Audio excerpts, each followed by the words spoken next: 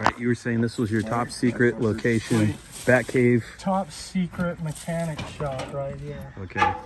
It's really cold in the winter and really hot in the summer. No insulation. Dude. So here's Big the block. Yeah, there's the 383. That's going to go in the Monaco that's next door. You'll see the Monaco in a second. 65. There's a 440 sitting there on the ground because why not? And 915 heads, 391 sugar grip.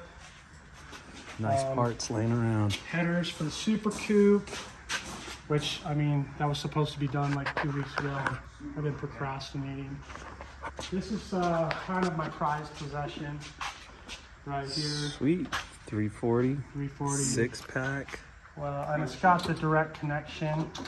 I don't know why it doesn't work tomorrow. It's got the direct connection carburetors. Wow. And then I've got the OEM style right there. But the OEM style, the secondaries are like the vacuum style, or this is kind of a progressive, and these are actually way better for performance. So that's why I opted for these versus those. Okay. It's going to be awesome. Sweet. What is this going to go in? Is it going in the Dart? Yes. Oh no, this is going This in. is going to go in my Rat E-Body Challenger if I can get it. And so there's a few things that I'm working on in another part of the video for the Challenger. Okay. But I haven't posted it. You're welcome to post. Okay. But so I always kind of thought that the quarter panel on this side, it didn't look like a side impact, it looked like a rear impact, and the frame was bent. But looking at the rear, there's no Doesn't look damage like on anything the rear. hit it. Yeah. Well, the frame is bent and it has been rear-ended, and that's what caused that. So I need to get it in, have it put on a frame straightener, and you can actually see where the frame is bent. And I'll show that in my video. But so I need to get it in, and it's got to come up about, I think, 3/4 of an inch approximately, and back a little bit, and hopefully that will help pull this out. But more importantly, it will make it square. And one of the main reasons that I decided, yes, the frame is bent, is if you look at the leaf spring right here, it's very obvious. Let me just see what you can see there. Okay.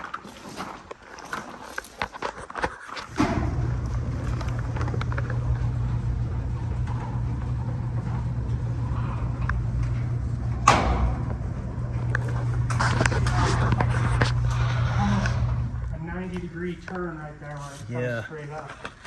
Yeah, it looks kind of curled. Yeah, so that's all got to be fixed.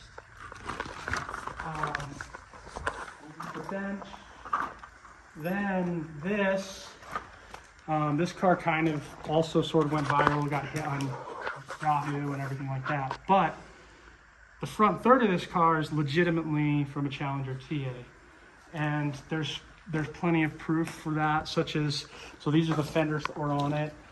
And if you look at the back side, if you look right here, it's hard to see without the light. I'm sure you can see it. You can see this TA stripe. Oh wow, look at that. Right there. Yep. And then TAs, I don't know if you knew this, Probably but don't. TAs ran different fenders than the standard Challengers because they had 15-inch wheels. So the wheel arch is actually a little bit bigger. It was verified that these are the 15-inch wheel arches, so the correct TA fenders. I did not know that. And on top of that, You should put the TA, what? you should put the TA front splitters. They are. I have the TA spoilers on it. See, right there. You see the front chin spoilers? The balance, which is there. And then I'm getting a TA hood for it, or I'm working on getting a TA hood for it.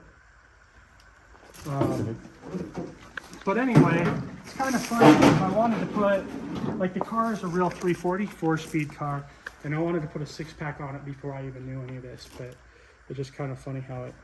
Now it's kind of playing into your, nicely. Playing into your fantasy nicely. Yeah. It was very poorly done. Like, you can see, look at this. It was pop riveted. Which have Everything. popped. Popped. And it's pop riveted all down on the inner fender where it's all supposed to be spot welded. God. And then down here on the frame, they literally just cut it off and welded it back together. You can see right there the weld marks on that side as well. And then they just welded a plate on the outside. So back to the Yahoo story. And this will be in my video that I'm gonna make here shortly. But We're getting the sneak peek. I got a phone call from a guy, and he says, "Hey, I'm calling. I was on Yahoo and I saw this black Challenger." And I said, "Yeah." And I noticed the caller ID on the phone said Idaho Falls, which is where this car came from. And I said, "And I see you're calling from Idaho Falls. I assume you know the car?" He said, "Yes." It was his brother-in-law's car, and we've since been talking about it. But he said that they picked the car up in the early 70s, and it was already like that. The 340 was gone. It had a 318 in it, and they put a 446 pack in it and was using it for high school drags. Wow. And he said that the front end flexes so much that when you would punch the throttle, it would flex enough that it would disengage the clutch. So since I want to take this on autocross and everything with that 336 guy, Yeah. I've got to do some work. Some stiffening The other thing that was really or cool, welding. as I was pulling it apart, and by cool I mean not, is the amount of spacers that were in between the fender and the body, because there was seriously about a half-inch gap between the fender and the top of the inner fender, Just to just so they could straighten line it up. So it's pretty rough. But then back to like how I know it was a TA front end for sure is the thin spring, the small spring. Yeah. Unfortunately, I'm missing this one, but the spring is a smaller diameter. Oh. You've got the holes for 2 fender tags because TAs had the options, and then it said Trans Am, and then the 52 on the K-frame, which was for Challenger TA. Wow. And then, the guy verified, he says, "Man, that car steered so quick." So it does have the high ratio or short ratio steering box, Wow. which is pretty cool. That's going to help on the autocross. Yeah, for sure. But this car, as it is a really cool and unique car. It's a 71 non-RT, but it is a 344 speed, factory luggage rack, black with black stripes and red plaid interior. And I'll show you the seats here in a second. Also had exhaust tips, had like all the cool RT stuff for the most part, but it wasn't. And like I said, 4-speed. I have a pistol grip for it and a console and all that. And it was also a 6-way seat, which is gonna suck for me because I'm tall. Yeah. So here's the seat, and you can see what's left of the red flag. Oh, That's dude, that super looks so cool. And if it's clean, like it is really, really neat. Oh yeah, for sure. So, and really, really rare and really, really expensive. Yeah. So, and the Here's back the seat's backs. horrible. Yeah, but you can see the plaid. And luckily, unfortunately it's missing the fender tag, but luckily there were 2 build sheets. So, Oh, cool. So you yeah. can get a fender tag so made. yep, and it's all proof. It also had the wide molding on the front, hood and fender. Like it was a really cool option car. Very early production. I think it was like August 8th of 70. So within the first 2 weeks of production. So you're gonna make this a 346 pack with 4-speed. 4-speed, and then you said on the hood you were gonna go with a TA hood. I want to find a TA hood, and that's what the car ran. The guy sent me some pictures from back in the 80s, Okay. and it had a TA hood on it for up until the TA hood got stolen. So it was geez. rear-ended in 1986 or 87, and had been parked since then. And that happened while that guy knew. Not while Or is- they owned it. The next owner had it for a pretty short time, and Okay. that's when it got rear-ended. Okay. And then it was parked. And this, as well as the Charger RT that's back at my yard, they came from the same place. And the story is the guy used them as pizza delivery cars. So you got a 69 444 speed Dana Charger RT and a 71 Challenger 4-speed with a 6-pack 440 as a pizza delivery car in 1986, 87. Yeah. Tell me that's not cool. That is cool. I would have been So- buying pizza all the time just to see them. I'm hoping that when I take this down to Matt's for the project cars and the strip and everything, I want to find a vintage pizza hat, a light up pizza hat, Nice. and put on there and make some like mock pizza boxes and put on the mortgage rack. Ooh, that would be cool. Out there like spinning around. Yeah. Autocross like that. So, If you catch a slice of pizza, you can eat it. right? But, I mean, it's a cool car, but it is. This It's one, rough. I mean, you've heard that term, rode hard and put away wet. Yeah. Well, This epitomizes that. I mean, this car was. Yeah, this car saw a lot of That life. being said, as rough as this car is and as sad as it looks, imagine how many smiles were in this car. 'Cause Yeah, well, especially if people are giving you so much shit for crushing or parting out rusty cars that are not worth anything. It's like, look, this one's being saved. This car, you know what I think? That's what people don't appreciate is like this car should have died 3 or 4 times over and should have gone through the crusher. You know, under most circumstances, back in the 80s, they weren't worth anything. Car that went through it this. was wiped out enough that the whole front end was literally cut off and Yeah. the one welded on. And Yeah. at the same time, this quarter panel was wiped out and replaced very poorly, by the way. Yeah. So, I mean, but now what's going to happen are people going to be pissed off because I'm not restoring the car correctly. And this is more than likely a legitimate one-of-one car. And I know a lot of people hate that term, like, oh, whatever, everybody says that. But look it up. I mean, black on black with red plaid interior, 344 speed, non-RT. So, Yeah. 6-way seat, everything. But, I can't see anybody getting mad because you putting the car together and oh, putting it back on the road. I know one specific person that's going to get mad, and you know who you are. He's already He's already mad. He's already trying to get the car from me right now before I destroy it anymore.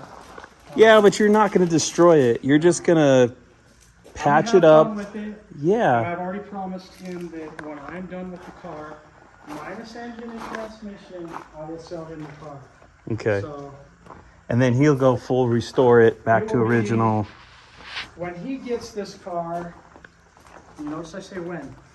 When he gets this car, this will be full concourse. Like, it's going to be in a really cool collection with some very rare, Dude. very cool cars. You know what? So- I really like the story. I like the idea because this car is going to be, it's going to have a story as a ratty muscle car. Yeah. And then it'll have this story, another story where it'll be this totally concourse restoration car.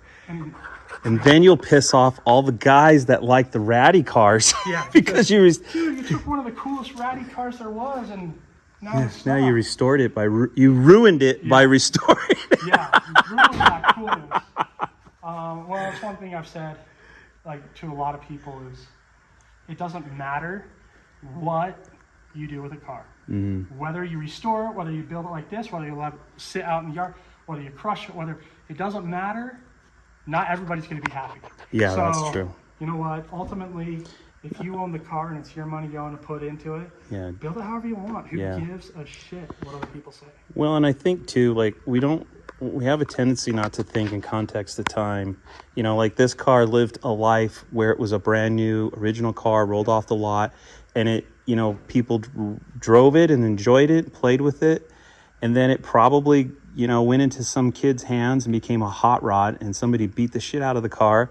Then somebody wrecked it, and a whole front clip had to be welded onto it, and then these guys with the 446 pack were thrashing on it. Then it became a pizza car. It's like it's living a lot of It's lives. shit since 1986 until whenever I get it running. So Yeah, yeah. in that short time, you know, from 1971 to 1986, this thing was It lived a lot of life. loud. Yeah. But then it's been dormant. And now, for the short time I own it, Yeah. it's going to live a lot of life again. Yeah. And then it will be completely restored. And then it will be very boring. Yeah, yeah, yeah, yeah. I personally, I think that the car will be a lot more fun being ratty and go beat on it. Than Yeah. I can understand and appreciate the beauty and the artwork and the work when it's all fully restored and gorgeous and everything. But it's not fun for me. My idea of fun is not watching it sit in a shop with bunch of other cars. Or in a museum. But that being said, I do also appreciate the rarity of this car and the uniqueness, and I can understand why this car should be restored, and I can understand why people don't like what I'm going to do with it.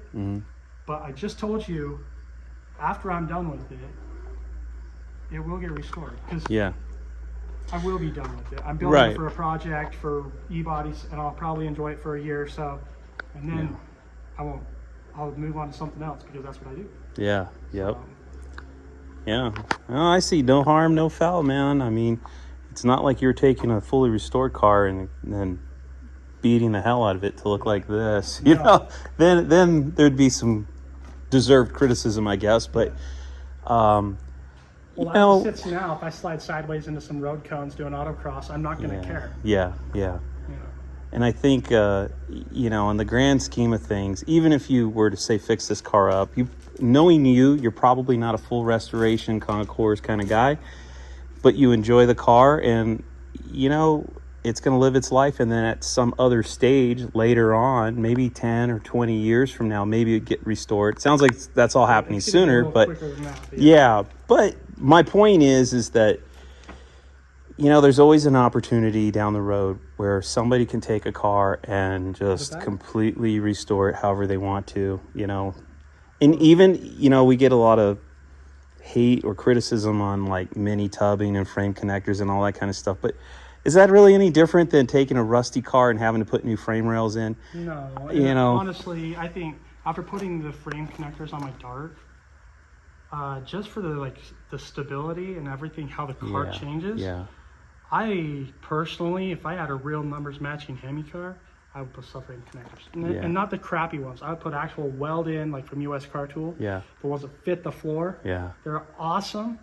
I put those in because it's amazing how much stiffer the whole car is because of that. Yeah. And I mean, the unibody had its thing, the reason that it was a unibody and everything, but they're weak. And that's why so many Mopars are cracked in the quarter panels. Yeah. Is because of the flex. And those subframe connectors fix that. Yeah, and it doesn't add a lot of weight to the car. It's like very little weight, actually. I want to say like 25 pounds. Yeah, for the strength you're getting out of them, it's totally worth it. But, cool, man. And then go back to your not concourse. You're right. That Roadrunner I have right there is a Hemi 4-speed that I have for it, sitting over there in the pile of stuff. Oh yeah. And that car, if I really wanted to, I know where the numbers matching engine is and the numbers matching 4-speed. I can make that Roadrunner numbers matching 383 4-speed. I don't care. Yeah, that's for somebody else. It's for the next guy. Right. Right. Well, except for he probably won't find the numbers matching stuff. Oh, well. But I'll probably be dead when that car sells, so I don't care. Yeah. So, well, let me shut this door and then we'll go run to the bunch of park. So this is a factory thing? No. Oh, I think it was direct connection though. I've seen them in a direct connection catalog. Fiberglass, direct connection, super coupe, glass hood. 6-pack hood. Sweet. Which put me in a dilemma. Okay. Because I have a 6-pack small block sitting right there. Oh. Sit right in there and drive it. I really need it for the Challenger. Yeah. Now you're going to get a lot of hate. Because now they're going to go, no. You got to get that Challenger going, dude. I know. And then, so this is mostly, this is super coupe parts with some Challenger stuff sitting here. But this is a Manly built thermoquad. And I don't know if anybody out there has dealt with thermoquads. You guys know Ken Manley in Canada. He knows more about thermoquads than probably anybody. And he knows how to build them. And that is a super quad. And that's going to go in that. So sweet. I'm excited. I've got a bunch of cool stuff for that car. I just need to do it, but it's too dang hot. Yeah. It was too cold when I built the Dart in here. Now it's too hot to build this. So when you got this car, did it have a drivetrain in it? Yeah, so that's the original 360 and the 727. Okay. And I actually had it running. In fact, one of my videos that everybody was complaining because my pants were hanging down around my ass. But it went huge, so apparently some of you guys like my ass. Or the Super Coupe. Yeah, or I decided because of that I'm going to call this since it's an Aspen, it's going to be the bad Aspen. Nice. Super cool. But I had it running, and I was going to just like clean up the top end of the engine, put an intake and everything. Yeah. And I was like, I can't do that. And this is why. I couldn't clean up the top of the engine, knowing all that. So Grimy. I pulled it all apart, and I have a bunch of super clean dirty mess. And so I'm going to show you guys how well super clean works by cleaning this all up. So I need to go take it to a car wash, but having a problem with the wrecker at work. As soon as I have a wrecker available, off to the car wash this goes with a bunch of super clean, and all that will be gone, and then that stuff will all be put together and put back in. And realistically, I want to go to duct tape drags. Probably won't drag race, and I'm not announcing that I will be there. Okay. I'm hoping to be there. This is what I'd like to take. And do Birdsong's road course with it? is he going to do a road course of duct tape? Is this a cassette player? If he does a road course of duct tape, then heck yeah. No, my bad. But My the bad. main- Yeah, that's the wrong. main thing, I don't want to drag race it because I mean it's just got like 323 gears and it's basically stock. Yeah. My main thing is going to be driving it from Logan, Utah to Tucson, Arizona. Yeah. The only thing that I'm like really bummed out about is this is in the end of September, so it's going to be like 110 going through Phoenix. Yeah. No air conditioning, black interior. Yeah. So It's gonna be hot. but this is a little Super Coupe, which is pretty cool. They're very unique. Lots of weird little unique things that went with the Super Coupe, like the flares. They came from the factory with 15 by 8 inch wheels, which by today's standards is nothing, but in 1978, 15 by 8 inch wheels were huge. Yeah. And the fact that they were on the front, so you could even steer with them. Then you had like the window louvers and that special gas cap, the spoiler, the chin spoiler. Chips. Yeah, this was a hail damage car. I knew Oh. that when I got it, but until I washed it for the first time in 30 years, Oh yeah, you you can could- see all the dimples. I mean, the deck was really bad. This car, just the kind of quick story on it. So I had a blue Volare that we drove down to Matt's. My friends drove it down for me. Yep. That car, actually, they drove it from here to Vegas and back, no problems. Drove it all over Vegas, no problems. Out of all the cars we took, that was really the winner because it drove everywhere. Yeah. But it rode so nice. Like they're nimble like an A body, but they float like a C body, and they're just so Yeah. much fun. And so after having that, I'm like, you know what? I really want one of the more performance-oriented F bodies. And this one just happened to pop up on IAA out of Denver, and I had to have it. So I waited patiently because it took forever before they even released the date that was going to go through, and finally did, and I want it. I wasn't going to let it go, Nice. and I'm pretty excited. But I did get it running for the first time. Yeah, Is it's this all the that hail damage? Yeah. And then Wow. if you look at the louver on that side, it's, you see it really bad right here. Like, it must have been coming this side, but you can see all this. That louver is totally busted. Holy shit. You can see some of the quarter panel. But again, it's awesome. It's ratty. It's just going to be a lot of fun.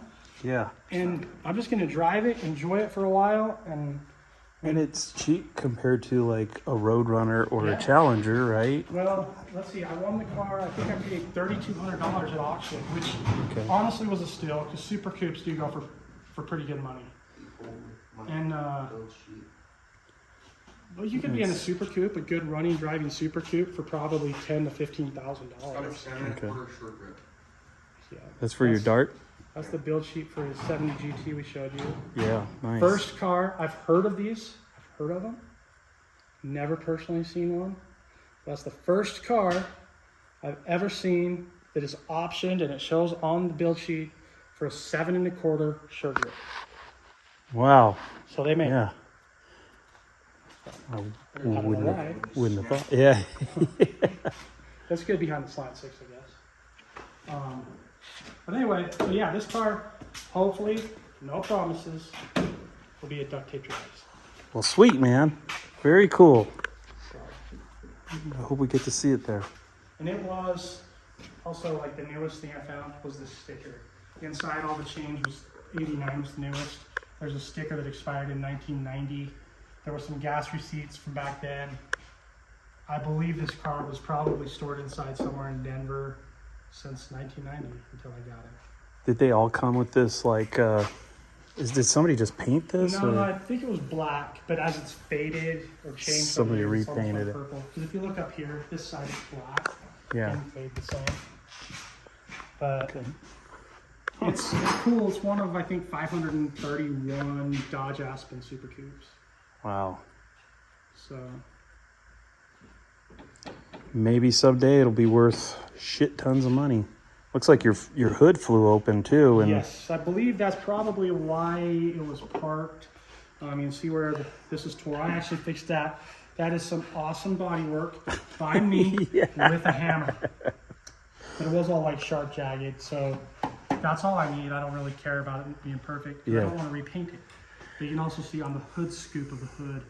And actually right here and right there, you can see where the hood hit. oh yeah.